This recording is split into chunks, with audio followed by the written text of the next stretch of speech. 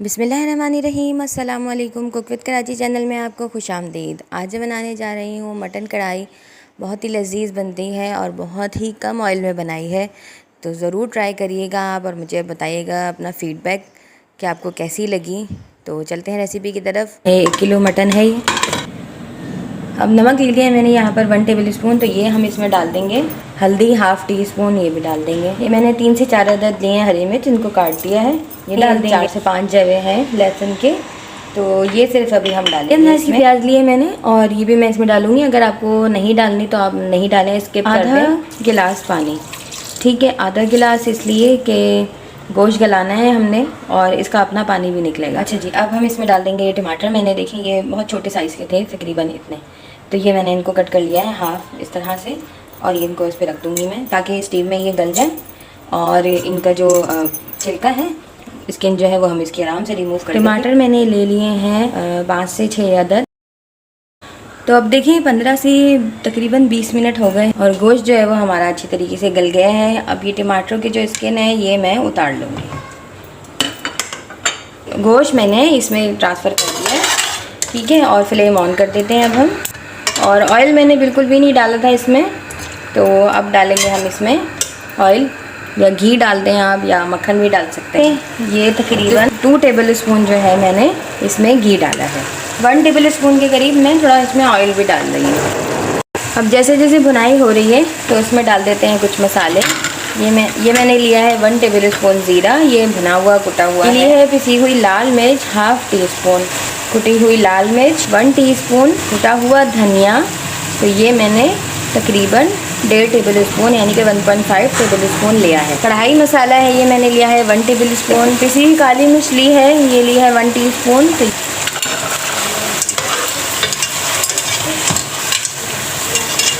अब देखिए इसकी भुनाई भी हो रही है और अब हम इसके अंदर डाल देंगे दही।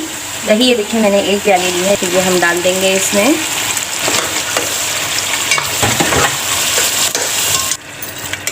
पहले जब मैं छोटी थी तो मैं ये समझती थी कि प्रेशर कुकर में जो है गोश्त घूमता है। आप क्या समझते थे, आपको क्या लगता था, मुझे ज़रूर बताइएगा कमेंट करके। आपको भी ऐसे ही लगता था क्या? तो बस इसकी बनाई करनी है अच्छी तरीके से हमने इसकी, देखें। और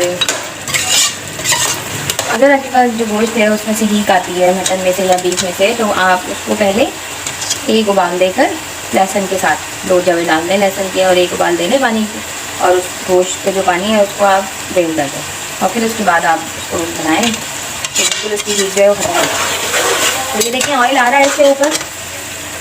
अब इस टाइम पे मैं थोड़ा सा इसमें पानी शामिल करूँगी जितनी मुझे ग्रेवी रखनी है इसकी। तो ये देखें ये ग्रेवी इसकी हो गई है अच्छी। नमक मिर्च आप अपने टेस्ट के हिसाब से रख सकते हैं। तो बस अब देखें इसकी बनाई अच्छी तरीके से हो रही है और अब ऑयल भी आ रहा है, तो अब मैं डाल दूँगी इसमें ये 4 अदद मैंने हरी मिर्चें कट लगा दिया था बीच में से। फ्लेम अब हम स्लो कर देंगे इसका, और अब मैं डाल दूँगी इसके ऊपर ये अदरक कटा हुआ, हरा धनिया, और 3 से 4 मिनट के लिए इसको रख दूँगी दम पर, और मैं इसकी फ़ाइनल लुक आपको दिखाती हूँ।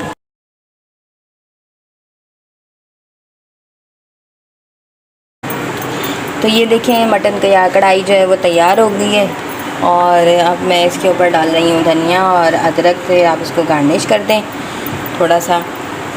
तो वीडियो अच्छी लगी हो तो लाइक करें, शेयर करें, कमेंट करके मुझे ज़रूर बताएं कि आपको रेसिपी कैसी लग रही है, और मेरे चैनल को ज़्यादा से ज़्यादा सब्सक्राइब करें। और जो लोग मेरी वीडियोस देख रहे हैं और चैनल सब्सक्राइब नहीं करें तो काइंडली उनसे भी गुजारिश है कि चैनल मेरे ज़रूर सब्सक्राइब करें और वीडियो को एंड तक लाजमी देखा करें। उससे मुझे मोटिवेशन मिलता है आप लोगों के लिए अच्छी अच्छी रेसिपीज़ लाने के लिए। तो फिर मिलूँगी इंशाल्लाह किसी और नई रेसिपी के साथ। तब तक के लिए अल्लाह हाफिज़।